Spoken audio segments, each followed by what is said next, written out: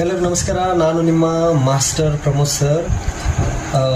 ತಮಗೆಲ್ಲರಿಗೂ ಒಂದು ನನಗೆ ತಿಳಿದಂಥ ಒಂದು ತತ್ವಜ್ಞಾನ ಅಥವಾ ನನಗೆ ಆದಂಥ ಒಂದು ಅರಿವು ನಾನು ನಿಮಗೆ ಹೇಳಬೇಕಂತೀನಿ. ನಾವು ಜೀವನದಲ್ಲಿ ಸಾಕಷ್ಟು ಪ್ರಾಮಾಣಿಕ ಇರ್ತೀವಿ. ನಮ್ಮ ಕಾರ್ಯದ ಪ್ರತಿ ಆಗಲಿ, ನಾವು ಕಾರ್ಯ ಮಾಡುವಂಥ ಕೆಲಸದಲ್ಲಿ ಆಗಲಿ, ಅಥವಾ ಒಂದು ಆ ಜಾಗ ಅಥವಾ ಜಾಗದಲ್ಲಿರುವ ಎಲ್ಲ ವ್ಯಕ್ತಿಗಳ ಜೊತೆನೂ ಪ್ರಾಮಾಣಿಕವಾಗಿ ಇರ್ತೀವಿ. ಬಟ್ ಆ ಪ್ರಾಮಾಣಿಕತೆ ಇರುವಾಗ ನಮ್ಮಲ್ಲಿ ಒಂದು ಆತುರತೆ ಇರ್ತದೆ, ಒಂದು ಅಭಿಪ್ರಾಯ ಇರ್ತದೆ. ನಮ್ಮನ್ನು ನಾವು ಬಂಗಾರದಂಗೆ ಇರತ್ತೀವಲ್ಲ, ಒಳ್ಳೆ ಗುಣದಿಂದ ಇರತ್ತೀವಲ್ಲ, ಜನ ನಮ್ಮನ್ನು ನಂಬಲಿ, ನಾವು ನಂಬಿಕೆಯಿಂದ ನಡೆಯತ್ತೀವಿ, ನಮ್ಮ ನಂಬಿಕೆ ಮೇಲೆ ಜನರು ವಿಶ್ವಾಸ ಇಡಲಿ ಅಂಥೇಳಿ.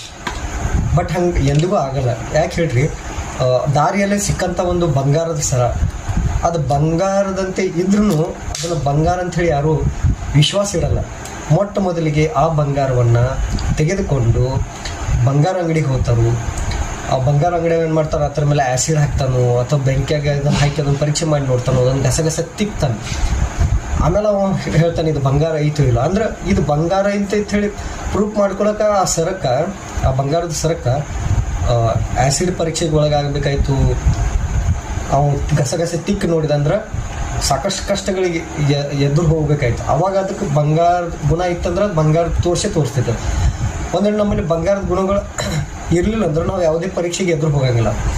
ಮತ್ತು ನಾವು ನಿಜವಾಗ್ಲೂ ಬಂಗಾರದಂಥ ಗುಣಗಳು ಆಗಿದ್ರಂದ್ರೆ ನಮಗಾಗುವಂಥ ತ್ರಾಸ, ನಮಗಾಗುವಂಥ ಪರೀಕ್ಷೆಗಳು, ನಮಗಾಗುವಂಥ ಅಡಚಣೆಗಳಿಗೆ ನಾವು ಎದುರಾಗಲೇಬೇಕು, ಅದನ್ನು ಎದುರಿಸಲೇಬೇಕು. ನಾವು ಎದುರಿಸಲಿಲ್ಲ ಅಂದ್ರೆ ನಮ್ಮ ಮನಸ್ಸಾಗಲಿ ಅಥವಾ ಜನರಾಗಲಿ ನಮ್ಮನ್ನ ಯಾರು ಬಂಗಾರದ ವ್ಯಕ್ತಿ ಅಂಥೇಳಿ ಪ್ರೂಫ್ ಮಾಡಲ್ಲ. ಸಹಜವಾಗಿ ಯಾರನ್ನ ಬಂಗಾರದ ಮನುಷ್ಯ ಅಂತ ಹೇಳಲಿಕ್ಕೆ ಸಾಧ್ಯ ಇಲ್ಲ.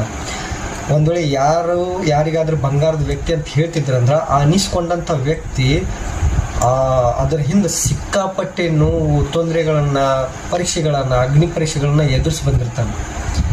ಸೊ ಹೇಳೋ ಉದ್ದೇಶ ಇಷ್ಟ, ನಮ್ಮ ಒಳ್ಳೆತನನ ಪ್ರೂಫ್ ಮಾಡ್ಲಿಕ್ಕೆ ಹೋಗ್ಬೇಡ್ರಿ. ನೀವು ಪ್ರಾಮಾಣಿಕವಾಗಿರ್ರಿ, ಬಂದಂಥ ಕಷ್ಟಗಳನ್ನು ಪ್ರಾಮಾಣಿಕವಾಗಿ ಎದುರಿಸ್ರಿ, ಹೆದರಬೇಡ್ರಿ.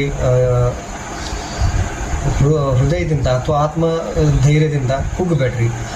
ನೋಡ್ರಿ, ಸುಳ್ಳಿಗೆ 100 ಜನ ಕೌರವರಂತೆ, ಸತ್ಯಕ್ಕೆ 5 ಜನ ಪಾಂಡವರಂತೆ. ಅಂದ್ರೆ ಸತ್ಯ ಜೊತೆ ಪಂಚಮಹಾಭೂತ ಶಕ್ತಿಗಳು ಮಾತ್ರ ಇರ್ತಾವೆ. ಆದ್ರೆ ಅದನ್ನು ಎದುರು ಆಗುವಂಥ ಸುಳ್ಳು ಕಸ ಈ ಕಲಿಯುಗನ ಎದುರು ಇರ್ತದೆ. ಅದಕ್ಕೆ ಹೆದರಬೇಡ್ರಿ. ಎಲ್ಲರೂ ಸತ್ಯದಿಂದ ಬದುಕ್ರಿ, ಪ್ರಾಮಾಣಿಕವಾಗಿ ಬದುಕ್ರಿ. ಧನ್ಯವಾದಗಳು.